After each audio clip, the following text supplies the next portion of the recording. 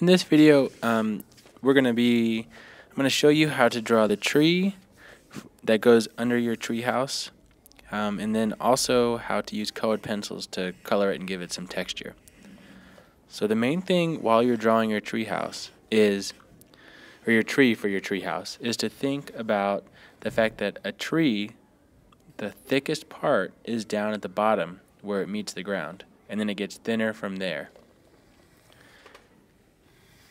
What I like to do is I draw the trunk, and then every time I want to split into other branches, I draw a letter V. So you can see I'm doing that for the big splits in the tree and even the small ones. Just a bunch of letter V's, and then that helps guide where my branches go next. You want to make sure that your tree actually supports the tree house. So that means it's going to have to touch the bottom of the treehouse in some way. You can make it go through the bottom, or just touch the bottom and around the outside. In this picture I did both. And wherever your branches go over the treehouse that you've drawn, you're going to have to erase inside of the branches.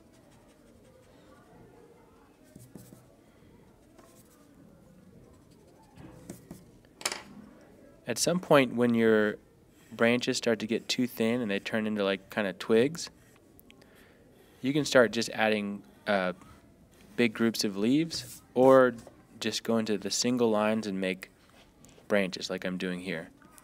So I'm no longer using a double line, it just turns into a single line.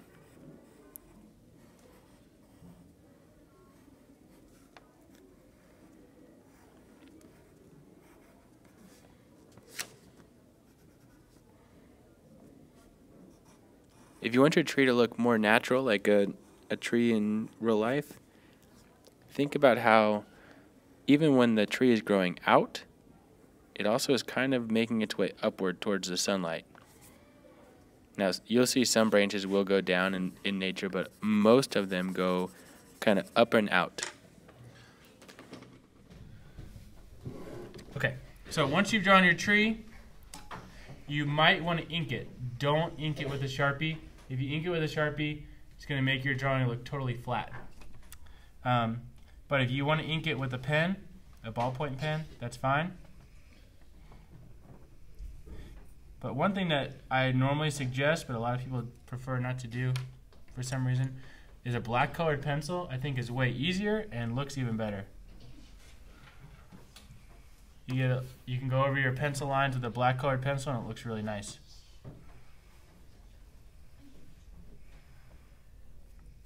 Alright, so I'm not going to shade or color the whole thing, but I'll start here at the bottom. And if you think about, a tree is pretty much like a cylinder. And a cylinder, if you're shading it, just think about which side the light is coming from. And I'm going to choose just two different colors, one a little lighter than the other, so I would say that this yellowish color is lighter than this orange. So with colored pencils, you want to get them like about this sharp. They don't need to be any sharper. Turn them way on their edge and lay down a layer of color.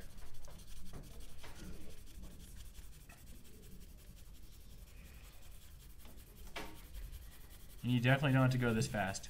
But if you use the tip of the pencil, it gets dull really fast, and then you have like a bunch of like squiggly lines in your coloring. Okay, so I'm laying down one layer of color.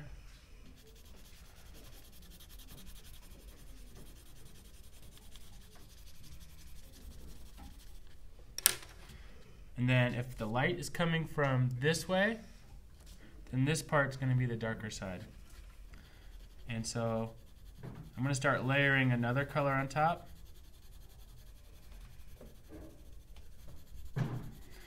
And I think with colored pencils, it's good to remember that you can always go darker, but it's really hard to go lighter. They're not easy to erase, or kind of pretty much impossible to erase in some cases. So I'm starting out really light, going over it, and I've just getting lighter as I go to the side where I'm in my picture the light is coming from.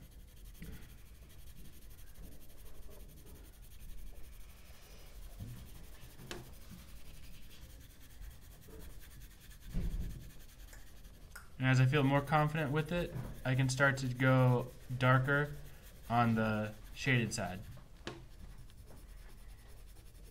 But it's really important not to do that right away, because once it's on there, it's like really tough to get off.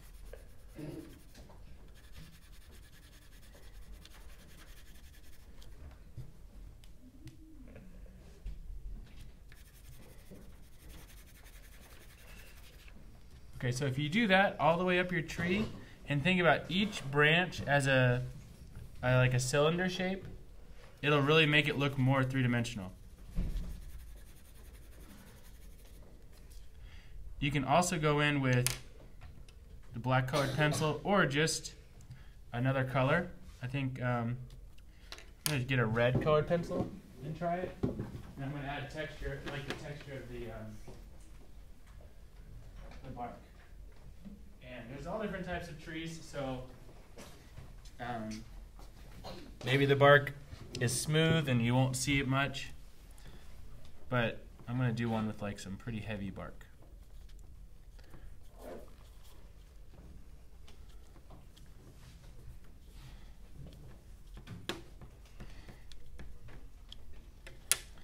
Okay.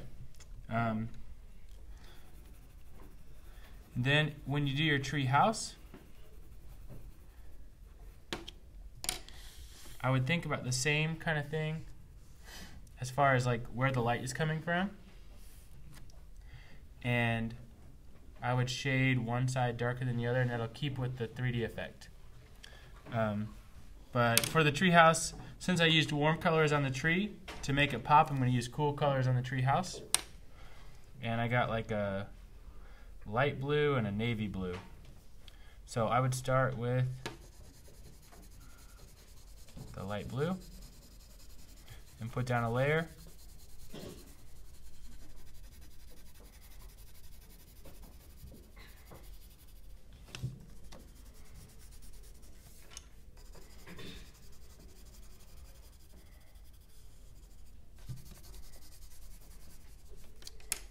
And then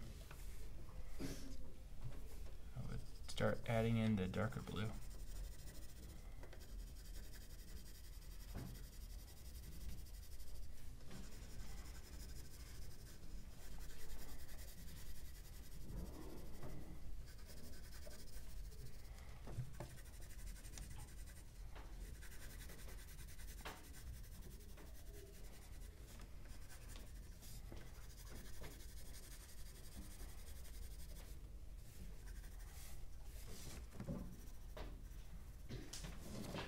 And I'll use this same kind of technique as I did down here, but I'll put the details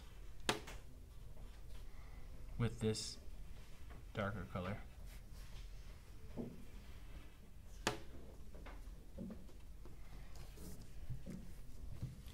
Okay, so you probably get the idea from that. I don't recommend coloring the whole background, but you can if you want. But it gets to be kind of daunting to color the entire background, and you know our classes are short, so you make that decision and go with it if you want. But I would at least save it for the last thing to do.